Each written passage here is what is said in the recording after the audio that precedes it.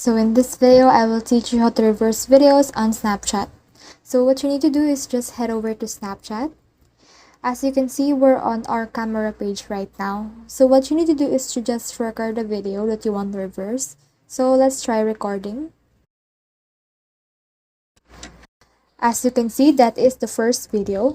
So what we need to do is to just click this plus icon right here and try to add another video with the pencil going on the different direction.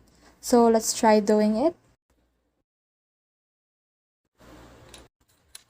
So what we need to do next is to just click this preview right here and then swipe all the way down until you can see this icon right here.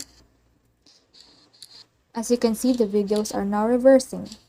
So click on next once you're satisfied with everything. And you can now post it to your Snap Map, your story, or send it to friends.